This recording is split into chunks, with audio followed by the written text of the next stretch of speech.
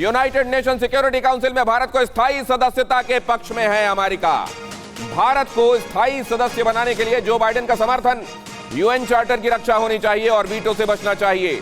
भारत लगातार करता रहा है स्थायी सदस्यता का दावा। वीटो पावर, चीन भारत की सदस्यता पर डालता है अड़ंगा। चीन वीटो पावर विल्ड करता है और भारत की सदस्यता पर अड़ंगा डालता है।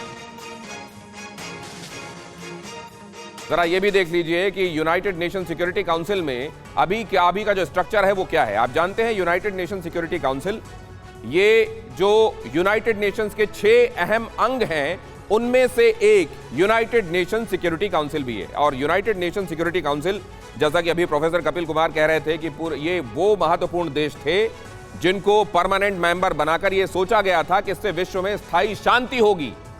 हो रही है क्या शांति, इस पर चर्चा करेंगे और आपको ये दिखाते हैं कि वहां इन परमानेंट मेंबर्स के साथ साथ जो अस्थायी मेंबर्स होते हैं, 10 मेंबर्स एक्चुअली होते हैं ये, जिनको हर साल 5 नए मेंबर्स को चुना जाता है।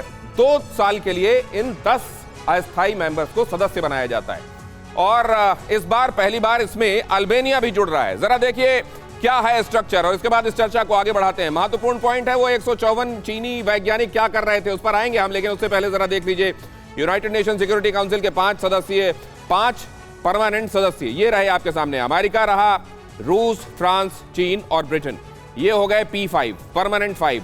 अब इन्हीं के पास है वीटो पावर। किसी एक मामले में अगर कोई भी एक कह दे कि नहीं ये नहीं होना चाहिए तो बाकियों को मानना पड़ता है। अब जरा ये देखिए यूनाइटेड नेशन सिक्योरिटी काउंसिल के अस्थायी सदस्य, इसमें आपको ये देश नजर आ रहे हैं, Bharat, Ireland, Kenya, Mexico, Norway. और इस बार जो 5 बनाए जा रहे हैं उनमें अल्बानिया, ब्राजील, गबोन, घाना और UAE। इसमें अल्बानिया पहली बार बन रहा है, बाकी सब कभी ना कभी अस्थायी सदस्य बन चुके हैं।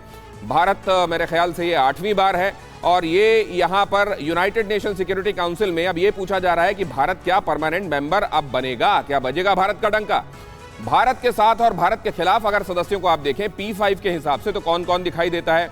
अमेरिका, चीन और फ्रांस, रूस और ब्रिटेन, ये हैं P5। अगर इसमें आप देखें तो केवल चीन को निकाल दीजिए तो बाकी सब ये चाहते हैं। और अमेरिका तो खुलकर ये कह चुका है कि जर्मनी को, जापान को और भारत को परमानेंट मेंबर होना चाहिए। हालांकि जब उनसे अंदर खाने पूछा जाए तो ये भी कहते हैं कि इसमें बहुत समय लगेगा, कब होगा पता नहीं, लेकिन वो साथ में ये दोहरा देते हैं कि होना चाहिए। ये गुत्थी क्या है ये जरा समझते हैं प्रोफेसर अमिताभ के पास जाकर। और ये भी आपको बताता चलूं कि अभी जब भारत के विदेश मंत्री से ये सवाल अमेरिका में किया गया तो उन्होंने ये कहा कि अगर हमको परमानेंट मेंबर नहीं बनाया जाता तो इसमें हमारा नुकसान तो है ही, लेकिन ये जो ग्लोबल बॉडी आपने बनाई है यूनाइटेड नेशंस, इसको ज्यादा बड़ा नुकसान है। प्रोफेसर अमिताभ। नहीं, बिल्कुल। देखिए, यूएन सिक्योरिटी काउंसिल के परमानेंट मेंबरशिप का एक्सपेंशन करना ये एक लॉन्ग पेंडिंग डिबेट चल रहा है पूरी दुनिया में। भारत इसका सबसे इंपॉर्टेंट क्लेमेंट है। इसमें 2 ग्रुप हैं, एक है P4 और जो दूसरे कहते हैं कॉफी क्लब। P4 के 4 सदस्य हैं, भारत, ब्राजील, जापान और जर्मनी। कॉफी क्लब इनके ऑपोजिट है, जो इनके पड़ोसी राज्य हैं, जैसे भारत को पाकिस्तान अपोज करता है, वो चाहता है मेंबर बने। ब्राजील को अर्जेंटीना चाहता है, वो चाहता है उसके मेंबर बने।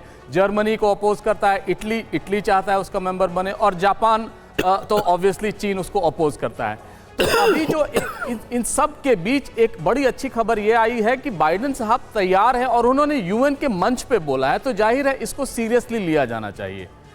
इसमें वीटो का क्या रोल होगा? देखिए, जब 1919 में प्रथम विश्व युद्ध खत्म हुआ था और लीग ऑफ नेशंस की स्थापना की गई थी, तो उसमें हर राज्य को लीग ऑफ नेशंस में वीटो की पावर थी और वीटो के पावर के चलते ही लीग ऑफ नेशंस का फेलियर हुआ अल्टीमेटली। और भी कई कारण उसके साथ जुड़ जाते हैं। और अब तक भी देखा जाए तो वीटो पावर होना इन P5 के पास एक बहुत रेट्रोग्रेड स्टेप है, बहुत एक पुरातन काल का एक स्टेप है कि आप नहीं मानते हैं तो मत मानिए, हम नहीं करने देंगे ये। अगर आप मानते भी हैं तो हम नहीं मानेंगे।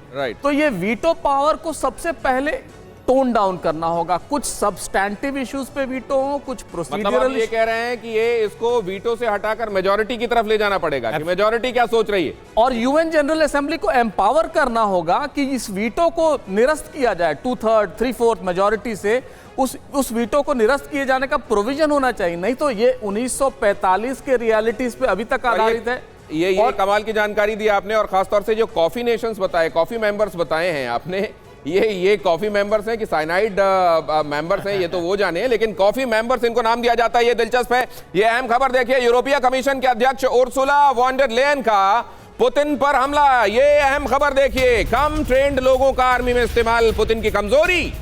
उर्सुला वॉन डर लेयन बता रही हैं पुतिन को बता रही हैं कि उनकी कमजोरी क्या है। वो ये कह रही हैं कि आपका कम ट्रेन होना सैनिकों का, ये आपकी कमजोरी है। पुतिन रेफरेंडम कराने की बात कर रहे हैं। उर्सुला वॉन डर लेयन ने कहा पुतिन के नए कदमों पर यूरोपियन यूनियन नए सैंक्शंस लगाएगा। यूरोपियन यूनियन की मुखिया कह रही हैं कि नए सैंक्शंस लगेंगे अब, और कमजोरी यह है कि आपके जो सैनिक हैं वो कम ट्रेंड हैं। उर्सुला वॉन डर लेयन ये कहती हुई कि नए सैंक्शंस लगाए जाएंगे।